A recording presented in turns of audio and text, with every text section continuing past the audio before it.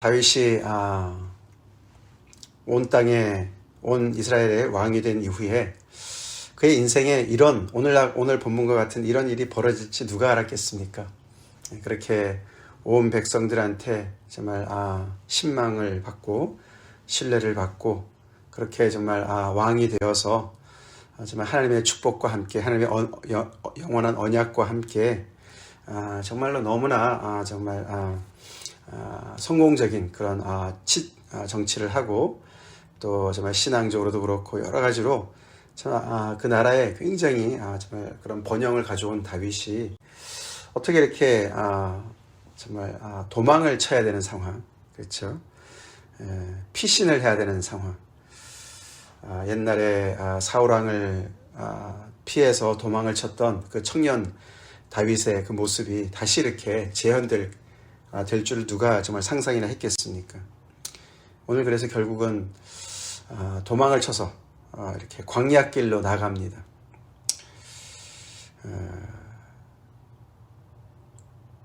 어떻게 보면은 굉장히 성공했던 사업가가 쫄딱 망한 것 같이, 그렇죠? 굉장히 또 건강했던 한 사람이 건강이 무너지는 것 같이 이렇게 굉장히 어려운 상황을 맞닥뜨렸습니다. 우리 같으면 어떨까요? 어떤 상황이 될까요? 어떤 마음으로 우리가 이런 일들을 감당할까요? 사실 여기서 좀 다윗이 좀 굉장히 우리가 이해가 안 되는 모습들이 참 많이 보이지 않습니까? 예를 들어서 처음에 이런 이야기를 딱 들었을 때 이스라엘의 민심이 다 압살롬으로 돌아갔습니다. 그런 얘기를 들었을 때 우리 같으면 이렇게 쉽게 포기할 수 있을까요? 그 얘기 듣자마자 일어나 도망하자, 빨리 도망가자, 그렇게 쉽게 갈 수 있을까요? 못 갈 것 같지 않지 않습니까? 일단은 현실을 부정하게 되겠죠. 그럴 리가 없다. 백성들이 어떻게 그렇게 쉽게 나를 배신할 수 있겠느냐. 압살롬이 아무리 그래도 내 상대는 안 될 것이다. 그러고 무슨 수를 쓰더라도 예루살렘을 사수해라, 뭐 이러지 않을 것 같습니까? 일단은 왕의 채통이 있죠. 그렇죠? 왕의 자존심이 있죠. 또 아버지의 자존심이 있지 않습니까? 아버지의 체면이 있지 않겠습니까? 어떻게 이것도 무슨 외세가 쳐들어와가지고 도망가는 것도 아니고 말이죠. 어떻게 이렇게 체면이 구겨질 수가 있겠습니까? 그래서 우리는 정말 현실을 부정하고 거기에서 어떻게든지 간에 그 자리를 지키려고 애를 쓸 것 같지 않습니까?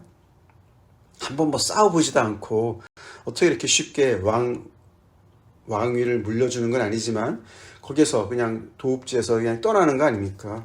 기약 없이 정처 없이 떠나야 되는 상황인 거예요. 참 그걸 보면은 다윗은 굉장히 자존심에 사는 사람은 아니었던 것 같아요. 그렇죠? 우리는 그런 쓸데없는 자존심을 많이 부려요. 그렇죠? 고집과 자존심과 체면과 채통과 이런 거 가지고 막 이렇게 주장할 때가 많이 있는데 다윗은 훨씬 더 현실적인 사람이었던 것 같고 지혜로운 사람이었던 것 같고 무엇보다 이런 상황을 빨리 파악하고 받아들이는 사람이었던 것 같습니다. 사업이 망했을 때 빨리 받아들이는 것도 참 중요한 것 같아요. 그렇죠? 뭔가 잘못됐을 때 현실을 빨리 파악하고 정말 내가 겸손하게 그걸 받아들이는 게 굉장히 중요한 것 같습니다. 그래서 빨리 도망가자. 그러면서 이유를 우리가 빨리 도망가지 않으면은 이 압살롬의 그 모든 무리가 쳐들어와서 급히 따라와서 우리를 해하고 칼날로 성읍을 칠까 염려가 된다. 그래서 그는 자기 자신의 어떤 그런 생명 하나도 정말 그렇게 두려운 것도 있겠지만 자기와 함께하는 자기를 따르는 사람들이 다칠까봐 죽을까봐 그리고 그 성읍에 전쟁이 일어나면 아무래도 피해가 있지 않겠습니까? 그래서 그런 다른 것들을 다 먼저 생각을 하는 그런 사람이었어요. 굉장히 실질적인 그런 이성적인 사람인 것을 우리가 알 수가 있습니다. 신하들이 왕이 결정하는 대로 우리가 다 따르겠습니다. 그렇게 얘기를 해서 다 함께 모든 백성들과 가족들을 다 데리고 피신을 하는데 이상하게도 후궁 10명을 그 왕국에 남겨둡니다. 무슨 생각으로 남겨뒀을까? 이제 아무래도 여자들이니까 죽이진 않을 것이다 이런 판단을 한 것인지 자기도 모르게 하여튼 무슨 다른 계획이 있었는지 모르겠지만 그들을 남겨두고 가요. 그들이 무슨 왕궁을 무슨 힘으로 지키겠습니까? 그렇죠? 근데 너무나 많은 사람들이 도망을 가서 힘들어서 그런 것인지 그들을 남겨둡니다. 어떻게 보면 자기도 모르는 사이에 하나님께서 나단을 통해서 그렇죠? 내 아내들을 내 이웃에게 줄 것이다. 그들이 백주에 그들을 취할 것이다. 그렇게 얘기한 말씀을 응하게 하는 것인지 모르겠어요. 자, 그렇게 해서 그 모든 백성들이 한 곳에서 모였습니다. 그렇죠? 집결을 했는데 그 장소 이름이 벳메르하기다. 벳메르하기다. 이 단어의 뜻이 멀리 있는 궁이다, 궁전이다 그런 뜻이라고 그래요. 그래서 아마 이 다윗성보다는 좀 더 떨어져 있는 그런 궁을 가지고 있었나 본데, 별궁 같은 것을 거기서 이제 모여서 다 함께 이제 전열을 가다듬고 이제 이 예루살렘을 떠나는 것이죠. 그래서 여기 기드론 시내를 건너간다 그렇게 나옵니다. 맨 끝에 23절에. 그래서 이제 요단을 그러니까 그 요단강 동쪽으로 가는 것이죠. 이제 그래서 이제 광야길로 접어드는 것입니다.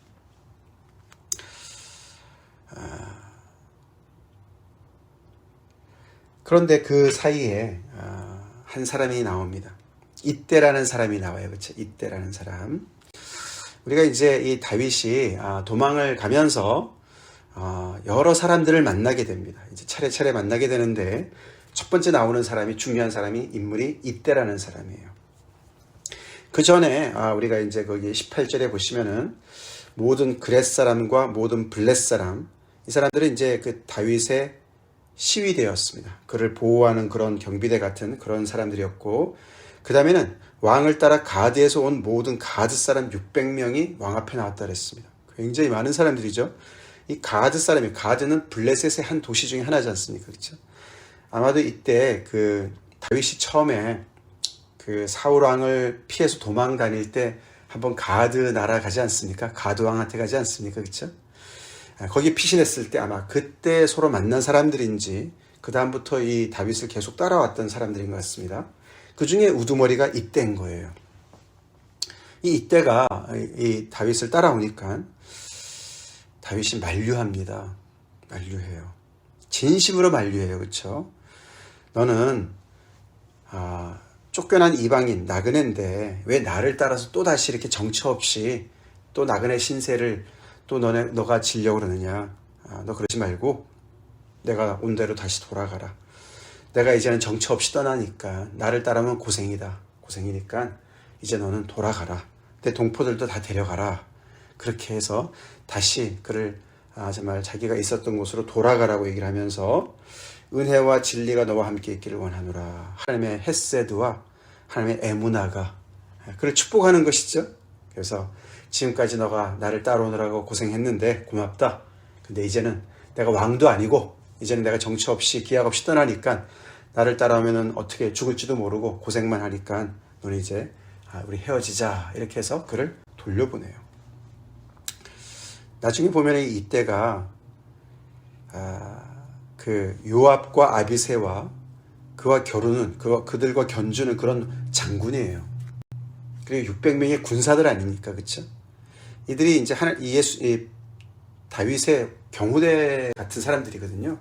그러니까 얼마나 자기한테 그런 정말 자기의 신변을 보호해 줄 수 있는 얼마나 중요한 사람들입니까? 그 사람들 600명 전부를 돌려보내려고 생각하는 겁니다. 그걸 보면은 또 참 우리랑은 좀 차이가 나는 모습을 보여주지 않습니까? 이렇게 정말 압살롬이 이렇게 자기를 쳐들어와서 자기와 만약에 전쟁을 한다면은 한 사람이라도 더 정말 아쉬운 그런 상황 아닙니까? 그렇죠? 특별히 이런 그 전장에서 정말 잔뼈가 굵은 이런 용사들, 이런 사람들이 얼마나 정말 소중하겠습니까? 근데 다윗은 자기의 신변의 위협의 그 안전보다도 그 상대방의 그런 안녕을 먼저 염려를 해요. 그렇죠? 너가 나랑 그렇게 엮일 필요가 없다. 외국에서 왔는데, 외국 사람인데, 너는 이방 사람인데 나 때문에 너가 고생할 필요 없다. 너는 너 갈 길을 가라. 그렇게 얘기를 해요. 은혜와 진리가 너와 함께 하기를 원한다. 내가 너 원망 안 한다. 그렇게 해서 그의 안전과 그의 앞길을 더 걱정하는 사람이었어요. 굉장한 사람이에요. 그렇죠? 굉장한 사람이에요. 그러니까 이때가 뭐라고 반응을 합니까? 아, 그럴 수 없다는 것이죠. 그럴 수 없습니다. 내 주 왕의 살아계심으로 또 여호와의 살아계심으로 내가 맹세하는데 왕이 가는 곳에 내가 어디든지 가겠습니다. 사나 죽으나 나는 당신의 정으로 살겠습니다. 충성을 맹세합니다. 그 왕의 그 신하예요. 그렇죠? 예. 다윗이 정말 이때를 그렇게 염려하고 진심으로 그를 정말 위하는 마음을 그런 왕이 가지고 있는데 이 신하 이때도 똑같은 마음을 가지고 있어요. 그렇죠? 그래서 그 마음을 표현합니다. 마치 룻이 나오미에게 말하듯이 그렇죠? 룻은 나오미는 룻한테 너는 이제 더 이상 나를 따라오지 마라. 너 갈 길을 가라. 이렇게 얘기했고 룻은 아닙니다. 내가 꼭 따라가겠습니다. 그렇게 말한 그 장면이 생각날 정도로 이 다윗과 이때의 관계가 그렇게 정말 끈끈한 관계를 보여줍니다. 평소에 이런 마음들이 있는 건 어느 정도 알았겠지만 이런 절체절명의 순간에서 그렇죠? 더 분명하게 드러나고 더 단단해지지 않았겠습니까? 그렇죠? 이렇게 평소에도 이때의 충성심을 알았겠지만 다윗이 그것을 이용하지 않습니다. 그렇죠? 그 마음을 고마워하고 그래 이제는 우리가 헤어질 때다. 너 갈 길을 가라. 내 걱정하지 말아라. 어떻게 되겠지? 정처 없이 떠나고 계약 없이 떠나지만 어떻게 되겠지? 다윗의 어떻게 되겠지는 하나님을 믿는 믿음입니다. 아멘. 이 모든 것을 허락하신 하나님을 인정하고 그렇죠? 여호와의 어떤 섭리를 인정하고 겸허히 달게 받는 것이죠. 그렇죠? 자기의 죄의 대가인 것을 알고 받는 것이죠. 이제 그 일에 함께 맡기고 근데 너는 나를 따라서 괜히 생고생할 필요 없다. 그런 진실한 그런 마음을 이때도 비슷한 그런 마음을 품고 있었던 것이죠. 그럴 수 없습니다. 이거는 내 선택입니다. 나는 당신과 함께 운명을 같이 할 것입니다. 참 아름답습니다. 그렇죠? 아름다워요. 그러니까 다윗이 그 마음을 받습니다. 그렇죠? 그래서 그러면은 너가 앞서 건너가라. 그래서 가드 사람 이때와 그의 수행자들이 다 먼저 건너가고 기드론을 건너가고 그 다음에 모든 백성이 또 같이 함께 건너가서 광야길로 행했다. 이렇게 표현합니다. 다윗 왕의 그 도피길을 광야길이라고 표현을 해요. 광야길이다. 이제부터 또 다시 광야 생활이 시작이 되는 것이죠. 그래서 어쩌면은 광야에서 새롭게 빚어질 다윗을 미리 예고해 주는 것과 같은 그런 표현이 아니겠습니까? 광야는 너무나 거칠고 정말 너무너무 결핍의 그런 땅이고 두려움의 땅이고 외로운 땅이고 적막한 땅이지만 그러나 광야에서 다윗은 하나님과 더 가까워질 줄로 믿습니다. 아멘. 광야에서 다윗은 평소에 하지 못했던 기도를 더 많이 했을 줄로 믿습니다. 그리고 광야에서 이들의 관계가 더 결속될 줄로 믿습니다. 결속됐을 것입니다. 광야는 그런 곳이에요. 우리가 평소에 정말 중요한데도 서로가 알아보지 못했던 것들이 광야에서는 무엇이 저 중요한지가 또렷해지는 그런 장소인 거예요. 그렇죠? 그래서 다윗이 평소에 다른 것 때문에 마음을 빼앗겼다가 광야에 가서 더 중요한 것, 인생에서 더 중요하고 소중한 것이 무엇인지를 더 분명하게 다시 각인하고 확인하는 그런 시간이었을 것입니다. 가장 소중한 하나님과의 관계를 회복했을 것이고 가장 소중한 자기의 관계, 자기 사람들의 관계, 그 사랑의 관계를 다시 회복했을 것이라는 것이죠. 자, 그래서 다윗이 이렇게 곧 쳐들어올 이 압살롬을 그 상황을 놔두고 이렇게 거기 앞에서 처신하는 것을 이렇게 보면은 참 배울 점이 많이 있습니다. 그렇죠? 배울 점이 많이 있어요. 우리 하나님께서 허락하신 그런 정말 이렇게 안전하고 어떻게 보면 굉장히 이렇게 성공적인 그런 인생을 살다가도 정말 어떤 경우에는 하나님이 허락하셔서 또는 우리의 실수로 우리의 죄로 그런 것들을 우리가 이렇게 상실하는 상황이 있을 때, 전과 같지 않고 정말 여러 가지로 어려운 상황이야. 지금 몰락하고 있는 상황이라 할지라도, 그런 상황이라도 이렇게 다윗은 그 왕의 품위를 가지고 있어요. 아멘? 비겁하지 않아요. 비굴하지 않아요. 그렇죠. 그리고 자기만을 위해서 그렇게 정말 이렇게 참 이렇게 초라한 모습을 보여주지 않습니다. 굉장히 품위가 있어요. 디그니티가 있어요. 그는 여전히 왕이에요. 여전히 아버지예요. 여전히 왕이고 여전히 아버지예요. 왜요? 그게 신앙의 저력인 줄로 믿습니다. 신앙의 저력이에요. 하나님을 믿는 거예요. 이 모든 것을 허락하신 하나님이 정말 힘들고 어렵지만, 그러나 하나님은 여전히 하나님이시고, 사랑하는 자식을 징계하듯이 하나님께서 나를 징계하신다는 그 사실을 겸허히 받아들이는 거예요. 그래서 자존심 하나 가지고 살지 않습니다. 여전히 힘들지만 하나님 붙잡고 사는 겁니다. 아멘? 그래요. 우리가 특별히 이렇게 정말 또 나이가 들면서 건강에 어떤 그런 악화와 여러 가지 정말 우리가 평소에 젊었을 때 우리가 누렸던 모든 것들을 우리가 빼앗기는 것과 같은 그런 때가 있을 수가 있습니다. 그럴 때 우리가 이 참 나이가 들어간다는 것, 에이징 한다는 것, 쉬운 일이 아닌 것 같아요. 물론 그것은 어떤 자연적인 현상이긴 하지만, 무슨 다윗처럼 무슨 하나님께 뭐 벌을 받아서 그런 건 아니지만, 그러나 그렇게 뭔가 우리가 가지고 있던 것들을 이렇게 내려놓아야 될 상황이 있을 때 우리는 거기에 이렇게 다윗처럼 이런 정말 믿음과 그런 또 이성적인 그런 판단과 민첩함으로 잘 대처해 나갑시다. 점점 우리가 내가 이렇게 어려워지고 내가 위험하면 우리는 다른 사람까지 다 끌어들여서 붙잡아서, 그렇죠? 뭔가 그 사람들로부터 내가 뭔가 보호를 받기를 원하고, 그 사람들을 어떻게 나의 그런 그 기반으로 다시 설 수 있는 기반으로 우리가 서려고 하는 경우가 많지 않습니까? 근데 다윗은 그렇지 않아요. 그렇죠? 후궁은 왜 놔뒀는지 잘 모르겠지만 적어도 이때를 보면은 그런 마음이 아닌 것을 알 수가 있어요. 네, 그렇죠. 그래서 우리가 보내야 될 사람들은 보내야 돼요. 아멘? 네, 축복해서 보내야 될 사람은 보내야 돼요. 내가 힘들고 내가 지금 정말 급박하다고 모든 사람들을 그건 아닙니다. 그렇죠. 각자의 사람들의 갈 길이 있는 것이죠. 그런 것들을 이 다윗을 통해서 우리가 배우게 됩니다.